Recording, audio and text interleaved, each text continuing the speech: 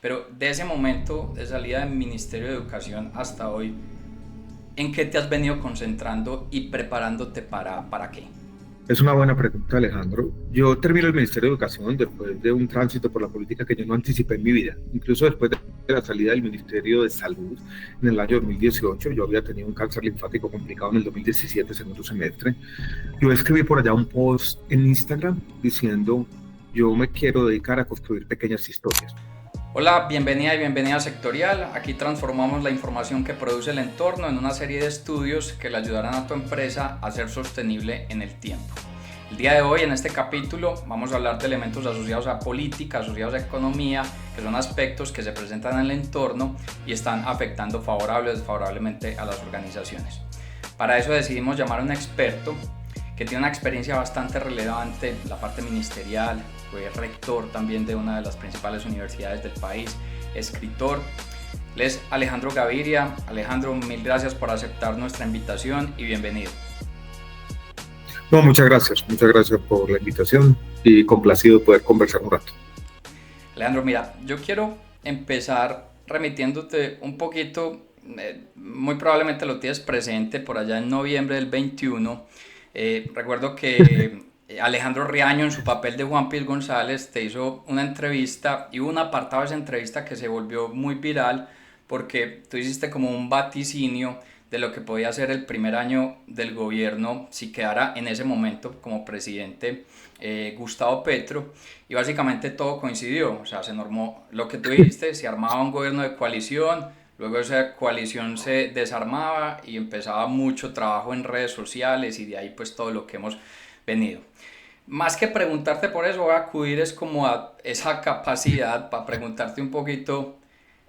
Pensemos de aquí un año que más o menos sería esa primera vuelta electoral y luego los próximos meses sería la segunda vuelta. ¿Tú cómo ves el país que nosotros los colombianos vamos a estar recibiendo en ese momento? ¿Y qué va a pasar en materia electoral? ¿Cómo estás viendo eso y cuáles son como tus proyecciones y tu visión? Voy a responder la pregunta entonces en las dos partes, empezando por el diagnóstico del país. Y voy a empezar, Alejandro, por aspectos positivos que en todo caso tiene nuestro país. Y yo quisiera resaltar dos. Primero, la fortaleza institucional que el país ha mostrado en el tema de lo que se llama pesos y contrapesos institucionales. Esto es la capacidad institucional de ponerle freno al uso del poder caprichoso. Colombia es un país fuerte. Y yo diría, Alejandro, algo duro. Es un país más fuerte hoy que los Estados Unidos, por ejemplo. Tenemos un sistema judicial fuerte, independiente. El Congreso ha mostrado independencia a pesar de todo. Hoy estamos viviendo, que eso casi define la coyuntura actual de Colombia. Tenemos una sociedad civil fuerte y unos medios de comunicación que le hacen un control estricto al gobierno. Yo creo que eso demuestra una fortaleza de nuestra democracia liberal. Segundo punto, la economía colombiana, a pesar de todo, a pesar de la incertidumbre, a pesar de un cúmulo de problemas sectoriales, a pesar del comportamiento de la inversión privada que no ha sido el mejor, ha mostrado cierta fortaleza y se viene recuperando y no vamos a tener una economía en recesión ni mucho menos. Tenemos, eso sí, un problema fiscal sin resolver y lo que empieza a decirse es que el gobierno próximo va a heredar un conjunto de problemas muy complicados. El fiscal, el primero, la crisis de salud ahondándose todos los días, pareciéndose ya más a una crisis humanitaria, a una crisis en la energía, a la que yo le podría sumar los servicios públicos, y hay una caída fuerte en la inversión privada con una recuperación incipiente de algunos sectores. Pero yo quisiera también poner de presente la fortaleza de nuestra economía y nuestra democracia, que ahí están. Segundo, la contienda electoral todavía no ha empezado, Alejandro. Yo creo que falta mucho y lo que tenemos es, me gusta decirlo de esta manera, como tres carriles. El de la izquierda, que a su vez tiene dos. El pacto histórico y estas tendencias de centro-izquierda, que están ahora medio compitiendo. Es una competencia que se insinúa. En el centro hay centristas puros que han hecho carrera por fuera de los partidos tradicionales, pero en el centro, Alejandro, en Colombia también están los partidos tradicionales, que han sido desde un punto de vista académico centristas, en el fondo, cierta moderación, cierta tendencia a proteger la estabilidad macroeconómica. Y en la derecha tenemos el Centro Democrático y candidatos un poco outsiders, también sin partidos, entre ellos Vicky Dávila y probablemente nuevos. Pinto todo este panorama con 6 carriles, o sea, 3 grandes y 2 en cada uno, porque yo creo que se va a definir también de acuerdo a la capacidad de los diferentes candidatos y agentes en formar alianzas. Y yo lo veo de esta manera, Alejandro, va a ser muy incierto porque nadie en esta competencia va a ganar en primera vuelta, va a tener una fortaleza evidente. Y es una de esas carreras que se define en las últimas de cambio. Y en el fondo va a ser una competencia entre candidatos todos minoritarios. Lo contingente, lo azaroso, lo que pueda pasar en las últimas semanas va a tener un gran impacto. Todo esto para conectar con tu pregunta, Alejandro, que es muy difícil hacer una predicción, porque yo creo que hay incertidumbre casi que por definición, no la de siempre, sino las competencias entre candidatos minoritarios son inciertas y se definen en las últimas de cambio por factores que no podemos anticipar. O sea, los factores que van a determinar la elección presidencial ni siquiera los estamos contemplando hoy en día porque hacen parte de la incertidumbre de nuestro mundo actual, de lo que a mí me gusta llamar una época de locura. Perfecto. Alejandro, ven, cuando uno revisa un poquito tu trayectoria y tu hoja de vida, tú eres ingeniero civil, pero te metiste de lleno, fue al mundo de la economía, ¿cierto? Tanto en Sí, señor. pregrado, en posgrado, estuviste en Fedesarrollo, Planeación Nacional, pasaste pues el tema del Ministerio de Salud, que yo siento que ese fue un momento como en el que todos empezamos a ver la figura tuya a nivel nacional. Siento que ese fue como un punto bastante clave. Luego la rectoría de la Universidad de los Andes y lo que pasó pues recientemente en el Ministerio de Educación. De ahí para acá, ¿tú para qué te vienes preparando? Aunque pues vimos la publicación del libro, El desdén de los dioses, entonces sé que pues has trabajado mucho en todo lo que tiene que ver con la escritura, los libros, pero de ese momento de salida del Ministerio de Educación hasta hoy, ¿en qué te has venido concentrando y preparándote para qué? Es una buena pregunta, Alejandro. Yo termino el Ministerio de Educación después de un tránsito por la política que yo no anticipé en mi vida. Incluso después de la salida del Ministerio de Salud en el año 2018, yo había tenido un cáncer linfático complicado en el 2017, segundo semestre.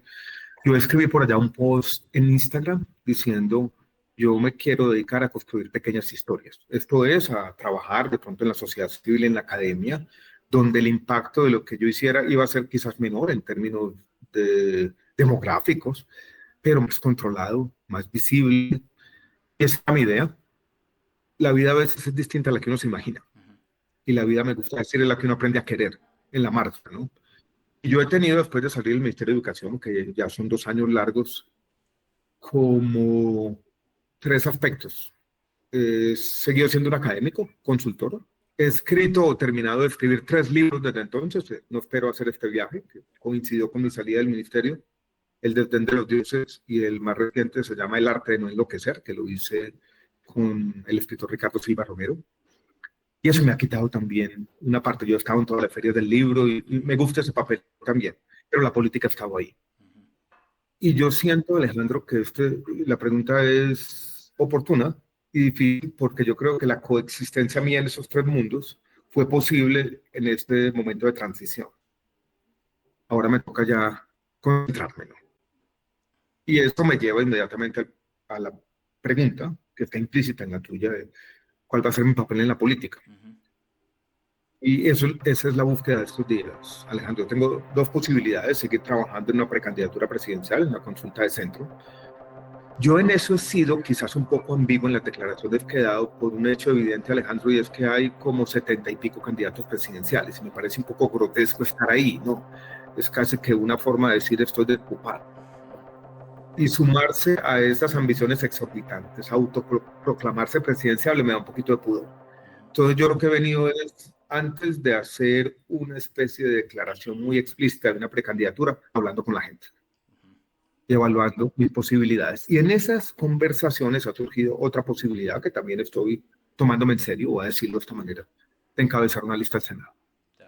Que yo creo que en el escenario complejo que describimos de país es importante. y voy a hacer un análisis que no está en tu pregunta, pero creo que vale la pena poner de presente cuando pensamos en nuestro país. Yo fui subdirector del Departamento Nacional de Planeación en el año 2002, hace mucho tiempo, y Ujú, tiempo pasa rápido, hace más de 2 décadas. Y ese fue mi primer contacto con el Congreso, con estar allí, ir 1 o 2 veces por semana, estar en los debates parlamentarios. Me tocó jugar un papel muy activo en el Plan Nacional de Desarrollo del primer gobierno de Álvaro Uribe Vélez. Y el Congreso entonces era mucho mejor que el que tenemos ahora. ujú. Yo siento que, a pesar de que la historia de este país no ha sido del todo mala en este siglo XXI, hay un deterioro en la política, en el Congreso. Y en muchos ámbitos sustancias de la política, yo creo que ahí también se puede hacer una diferencia, tratando de, con una masa crítica, no como una voz aislada, independiente, sola, tratando de predicar en el vacío, sino como parte de un grupo que quiere hacer esa apuesta. Eso me parece interesante y también, vuelvo y repito, me lo estoy tomando seriamente.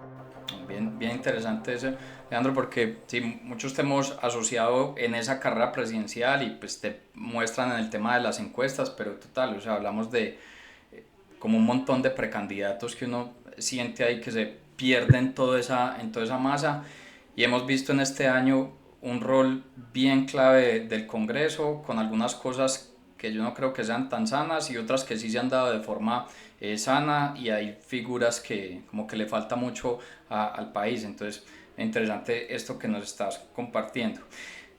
Alejandro, indudablemente con lo que acabas de decir, va a haber un rol activo en materia política. Y Sí, señor.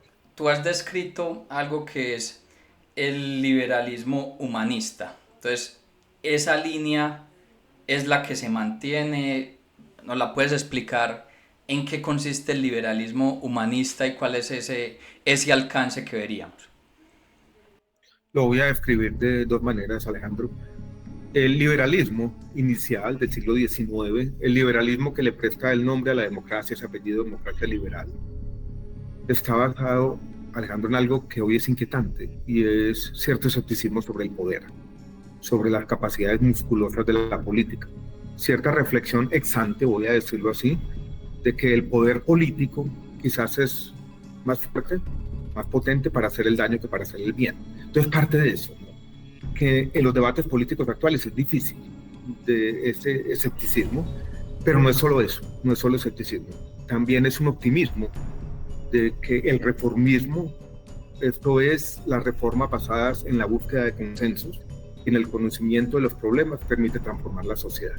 Y yo he tratado de combinar esas dos cosas con una visión más de esta época, de nuestro momento, que me gusta describir, Alejandro, como una época de locura, donde la sensatez, la razonabilidad parece estar lejos de la política, donde las redes sociales nos están enloqueciendo, están llenándonos de odios artificiales, donde la industrialización de la mentira ha alcanzado un nivel inimaginable, incluso para los escritores de ciencia ficción. Y ahí también la reflexión humanista para hacerle frente a la crisis climática, esta locura de la política, la pérdida de biodiversidad, los grandes problemas de la modernidad, es importante, ¿no? Esa perspectiva que da la cultura, que dan los libros, y tal vez esta idea de que las ideas o propuestas que están saliendo de la política, algunas de ellas tienden a ser deshumanizantes. Entonces, un freno a eso también, a esas tendencias que percibo en el mundo. Esto que te cuento es una conceptualización, y es una conceptualización que hay que llevarla a un lenguaje político más atractivo o más digerible, dijéramos, para lo que es una contienda electoral, que es difícil, pero para responder a tu pregunta con una sola frase, sigo creyendo en ese liberalismo humanista. Sí, eso te iba a preguntar también, Alejandro, un poco, porque yo recuerdo también cuando fue tu candidatura anterior, que incluso el presidente Gustavo Petro decía que de quien, puede que me equivoque textualmente las palabras que decía, pero hacía una referencia como de a quien él le daba temor poder enfrentar en un debate era vos, como que las demás personas no sentía un temor en temas de debate y yo siento porque un debate entre ustedes si se hubiera gestado, si hubiera presentado, el nivel técnico es mucho mayor, el nivel cultural es mucho mayor y no caía probablemente en los elementos básicos que uno ve muchas veces como en esos rifirrafes políticos y esas diferentes contiendas. Te hago como este contexto para llevar a lo siguiente y es, en una contienda política, cómo todo el conocimiento técnico que vos tenés, todo el conocimiento cultural que tenés, poderlo aterrizar para poderle hacer resonar a todas las personas votantes y que efectivamente digan, este es el camino que le conviene al país y no caer en eso que mencionabas como esa industrialización de la mentira. Alejandro, voy a hacer una reflexión como política del año 2022. Y es como la siguiente, una cosa que no era clara para mí cuando entré a la política y ahora es un poco más clara. Y es, la política también depende mucho de los estados de opinión prevalecientes en cada momento. Hoy yo creo que así hubiéramos hecho la mejor tarea posible que no la hicimos. Quienes representábamos o representamos el centro político en la elección pasada no hubiéramos ganado. Que el país quería otra cosa, que los sentimientos antiestablecimiento y antisistema después de la pandemia del paro nacional eran muy grandes y que ese reformismo liberal, ese reformismo democrático, esa idea del cambio tranquilo no se iba a conectar con la opinión pública, hiciéramos lo que hiciéramos. Podríamos traer los mejores comunicadores del mundo, podríamos tener los mejores tiktokeros tratando de ayudarnos a simplificar los mensajes. Las emociones morales de la política iban para otro lado. Yo creo que en el año 2026 esto está cambiando y yo creo que hay una demanda por estabilidad y yo creo, y eso se lo dije al presidente Petro en la última conversación que tuve con él, que él cometió un error. Él confundió ese cambio que era muy particular, el 2022, un cambio permanente de tendencia. Y que en su discurso de las clases medias, aquellos colombianos que creen que tienen algo que perder y que esa incertidumbre y esa inestabilidad los pone nerviosos. Esto para decirte que más allá del análisis electoral que hicimos al comienzo, yo creo que hay un cambio también en la opinión pública. No definitivo, no tan grande como para decir que todo esto cambió. Y ese cambio puede influir que cuando la gente ve un candidato con un discurso más tranquilo, con una idea también de cambio, pero con mayor conocimiento, y un candidato que esté dispuesto a esa cosa que estuvo presente en Antana Mocos, que era yo voy a decir la verdad.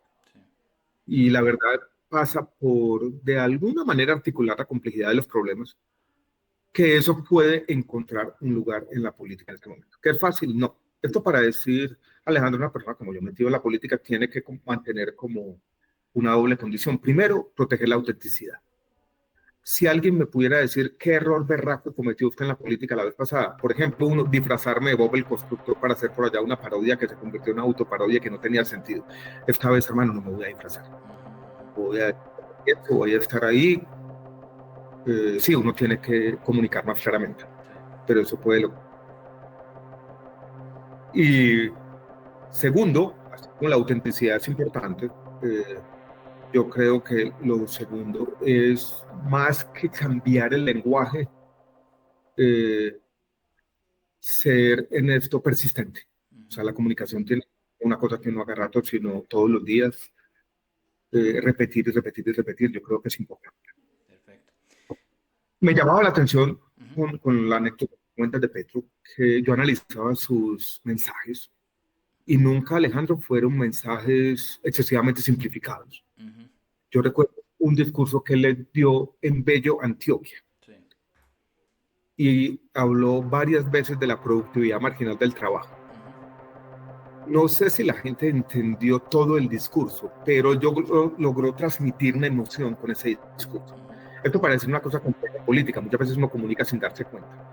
Muchas veces pasa con algunos políticos que la gente dice, no lo entiendo, pero creo que parece que tiene razón. Sí, sí, sí.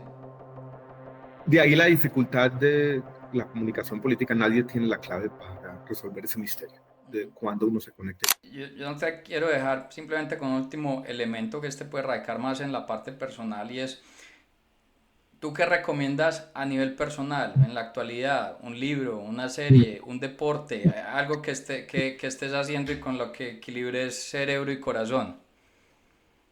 ¿Sabes qué recomiendo? La literatura compleja, meterse en un libro, una novela de varias páginas, de 300, 400, 500, aislarse del mundo, apagar un ratico el celular. Este librito, que se llama así, El arte de no enloquecer, con Ricardo Silva, que responde sin quererlo a la pregunta que me haces, Alejandro, dice, conversar, leer y escribir siguen siendo actividades no solamente espirituales, sino casi que desde un punto de vista cognitivo en la distracción actual, que no podemos dejar de lado. Súper. Alejandro, mil gracias por tu espacio. Gracias a vos, hombre, y saludos. Y ojalá nos encontremos pronto ya personalmente. Claro que sí, cuídate, muchas gracias Alejandro. Hasta luego, hermano. Chao. Chao.